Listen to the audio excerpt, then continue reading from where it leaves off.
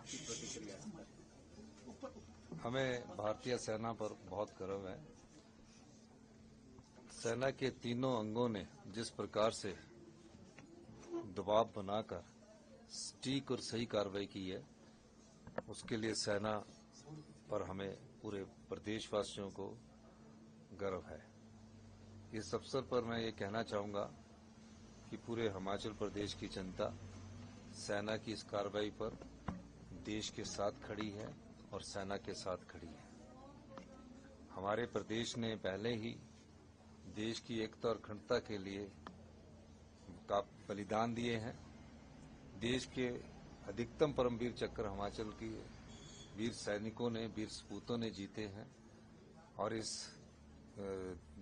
जो पहलगाम पर जो आक्रमण हुआ था, पर्यटकों पर नृशंस हत्या की गई, उसका जवाब जिस प्रकार सेना ने दिया है, हिमाचल की जनता भी उन पर गर्व महसूस करती है और पूरे प्रदेशवासी इस समय देश के साथ खड़े होकर एकजुटता और देश की एकता और अखंडता का परिचय दे रहे हैं। आपने हाई लेवल मीटिंग आज बुलाई है? मैंने प्रदेश के संदर्भ में हाई लेवल मीटिंग इसलिए बुलाई है क्योंकि हमारा जो क्षेत्र है वो भी कुछ पाकिस्तान की सीमा के साथ जुड़ा हुआ है और हमने कहा है कि हमें जागरूक रहना है। घबराने की कोई बात नहीं, पर जागरूक रहना है और भारत सरकार के जो दिशा निर्देश है, जो गृह मंत्रालय द्वारा जारी किए जाते हैं, उनका अनुपालन करना है और अपनी तरफ से भी जागरूकता अपनानी है। हमने जो बॉर्डर एरिया के पास हमारे क्षेत्र लगते हैं, कोई अनहोनी घटना ना हो, उसके लिए भी आप जागरूक रहो और निश्चित रूप से किसी भी प्रकार की भी कोई कार्रवाई कोई दुश्मन देश अगर करता है तो उससे हमने कैसे निपटना है।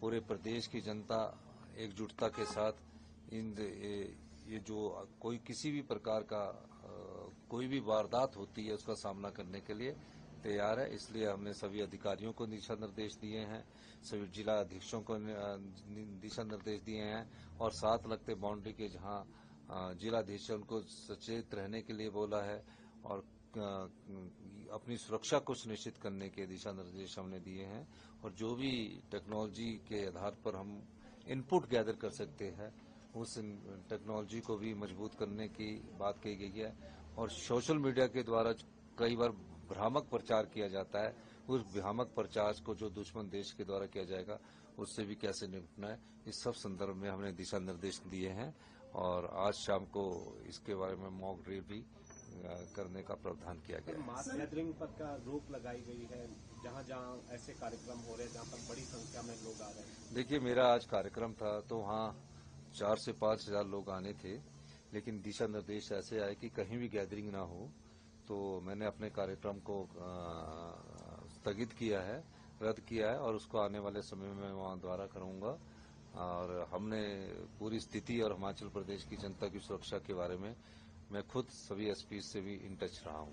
सर, धर्मशाला आईपीएल को लेकर कोई चेंज तो नहीं है अभी तक? देखिए, अभी तक तो कोई दिशा निर्देश नहीं है, पर जैसे ही होम मिनिस्ट्री दिल्ली की हमें कुछ बोलेगी उसके बाद ही हम कोई चेंजिंग करेंगे। अभी जो अभी स्कूल है वो मैंने कहा है कि जो बाउंड्री के साथ वाले स्कूल है उसमें पहले स्थिति का जायजा लिया जाए और समय के अनुसार उसमें वहां के जिलाधीश फैसला करेंगे कि हमें आगे क्या करना है। धन्यवाद।